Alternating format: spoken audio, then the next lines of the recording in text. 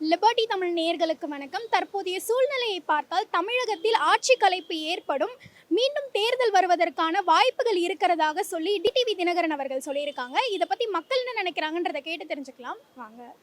இது கலைக்கிறதுக்கு ஒன்றும் வாய்ப்பு கிடையாதும்மா. ஏன்னா குறுகிய காலம் தான் இருக்குது. இறைக்கத்தே இன்னும் ஒரு வருஷம் தான்.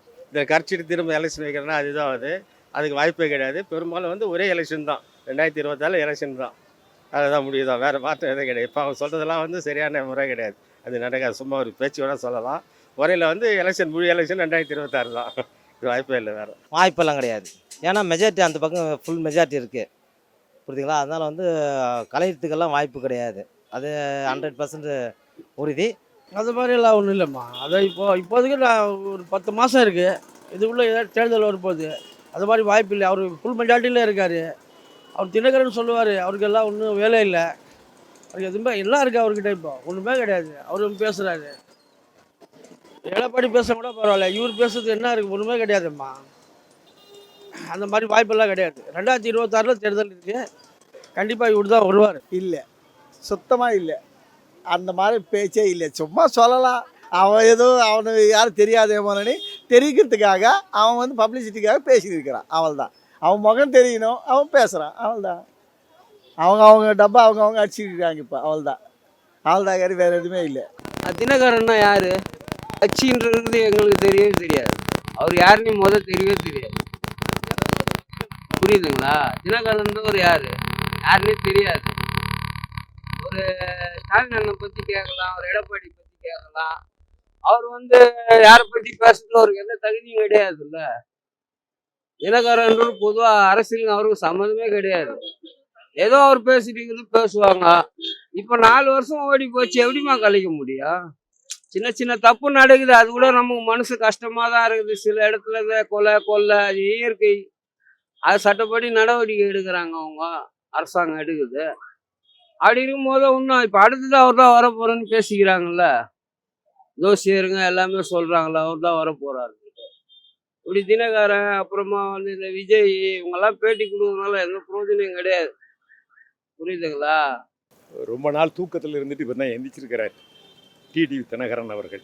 அவர் ஏற்கனவே பேசும்போதெல்லாம் ஒரு தில்லுமுள்ளோட தான் பேசுவார். பேசுகிற பேச்சும் அப்படி இருக்கும். அவர் குக்கர் சின்னத்தில் நின்னார்ல, அந்த ஆர்கே நகர் தொகுதியில் நின்று அந்த மக்களுக்கெல்லாம் கொஞ்சம் நிறைய வாக்குறுதிகளை சொன்னார். 20 ரூபா பேப்பர் 20 ரூபா நோட்டில் கையெழுத்து போட்டார்.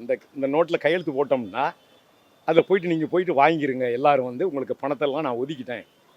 அது உங்களுக்கு என்னென்னா வீட்டுக்கு சேர்ந்துடும். 10,000 20,000 வாயில் ரூபாயெல்லாம் சொன்னார் அவர்.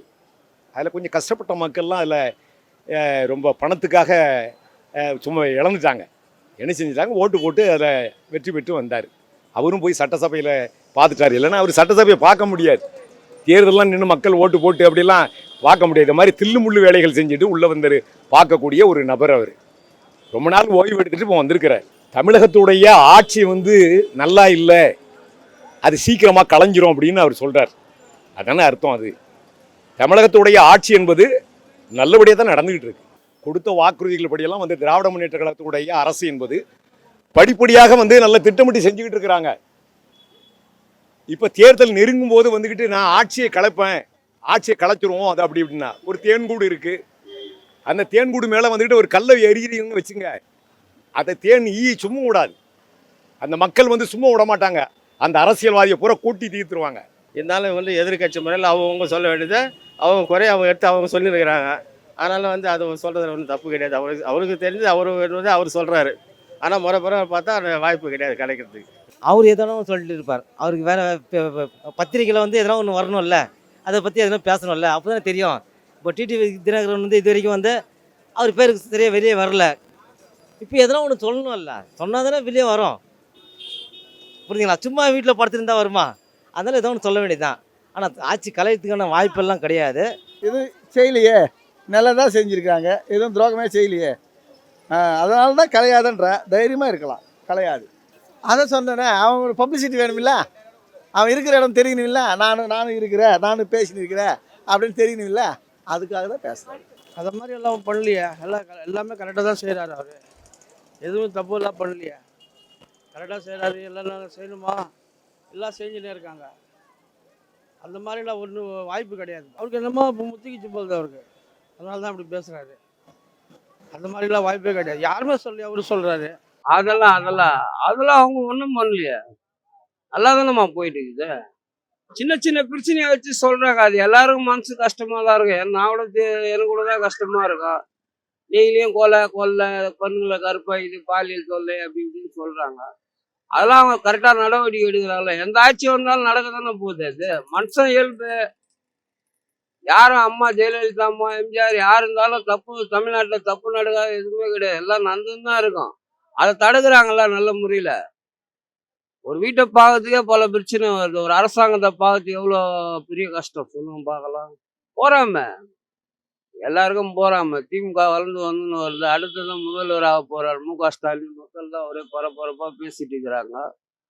அதனால அவங்களுக்கெல்லாம் போறாம விஜயே ஒரு அரசியல்வாதி கிடையாது. அவரெல்லாம் நாங்க என்ன சொல்றது. முன்மாதிரியாக எல்லாத்தையும் வந்து எடுத்துக்காட்டாக இருக்கக்கூடிய ஒரு சிறந்த மாநிலம் கேரளா அரசுக்கு அப்புறம் வந்து தமிழக அரசு அப்படி இருக்குது. இந்த நிலையை வந்துக்கிட்டு அவங்க என்ன செய்கிறாங்க அப்படின்னா, பிஜேபியுடைய கவர்மெண்ட், பிஜேபியுடைய அரசு என்பது அவங்க ஒரு திட்டமிட்டு ஒரு செயல்பாடு இப்போ செய்கிறாங்க. என்னைக்கு திராவிட முன்னேற்ற கழகம் ஒரு 40க்கு 40 இடங்கள் வந்ததோ அதில் இருந்து என்னென்னா மோடிக்கும் தூக்கம் இல்லை, அமித்ஷாவுக்கும் தூக்கம் இல்லாமல் தான் இருக்கிறாங்க. அப்போ இது என்ன செய்யலாம் அப்படின்னு அவங்களுக்கு ஒரு திட்டமிட்டு வேலை செய்யும்போது அண்ணாமலையை விட்டாங்க. அண்ணாமலையை விட்டும் ஒன்றும் செய்ய முடியல, காலியாக போச்சு.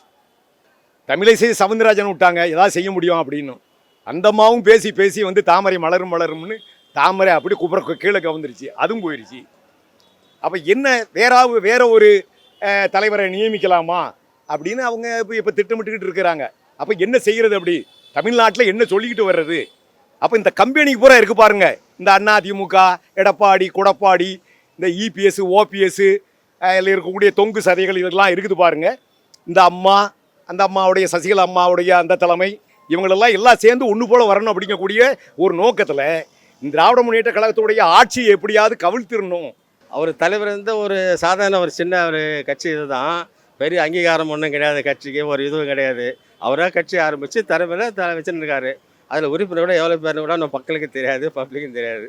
கட்சியில் ஆரம்பித்தார், தலைவனுக்கார ஒரு எலெக்ஷன் ஜெயிச்சார், அது வேறு மேட்ச், அதெல்லாம் அது பழைய கதை, அது முடிஞ்சு போச்சு. இப்போதுக்கு வந்து கட்சியில் ஆரம்பித்து ஒரு தலைவர் எலெக்ஷன் நெருங்கி வர்றதுனால அவங்க யாராவது கூட்டணியில் சேர்க்கறதுக்காக பல வழியில் அவங்க ஒரு பேச்சு சொல்லுவாங்க, ஒரு குறை சொல்லுவாங்க, ஒரு ஏதாவது ஒரு பிரச்சனை பண்ணி தான் இருப்பாங்க. அவங்கள பற்றி ஒரு விளம்பரம் மாதிரி தான் அது. அதுதான் வேறு ஒன்றும் கிடையாது. எலெக்ஷன் வருதுல்ல, இப்போத்துலேருந்து ஸ்டார்ட் பண்ணல. இப்போதான் ஸ்டார்ட் பண்ணது நம்ம ஒரு லேபிளில் இருக்கோம், நம்ம இந்த இடத்துல இருக்கோம் அப்படின்னு தெரியும்ல. அதுதான் உண்மை, மற்றபடிலாம் ஒன்றும் கிடையாது. இப்போ இவர் மட்டும் இல்லை, இன்னும் சில தலைவர்கள் வருவாங்க இதை பற்றி அதான் ஒன்று பேசுறதுக்கு. அப்போ தான் வந்து மீடியாவில் நீங்கள் காட்டுவீங்க, ஓ டிடிவி தினகரன் இருக்காரா, இருக்காரு அப்படின்னு நமக்கு தெரியும், மக்களுக்கு தெரியணும்ல.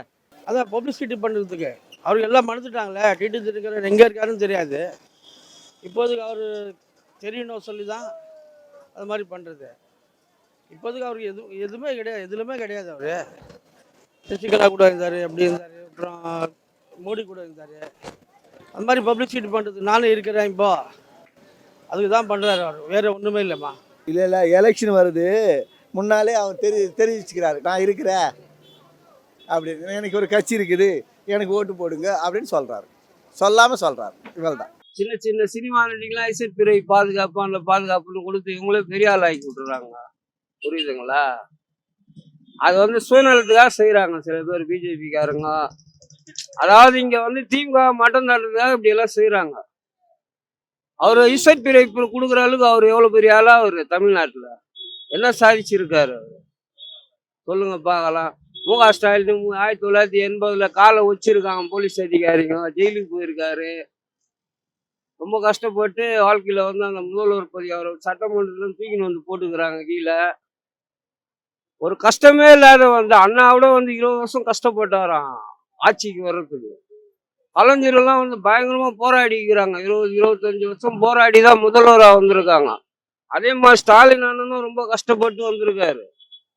இது சாதாரண விஷயமா இல்லை, பொம்மை துப்பாக்கியா இது. நாளைக்கு இவர் வருவார் போவார், 4 ஜனத்தை சேர்த்துப்பார், ஒரு முதல்வர் ஆகிடுவார். என்னங்க அர்த்தம் அது? அதெல்லாம் ரொம்ப கஷ்டங்க, ஆக முடியாதுங்க.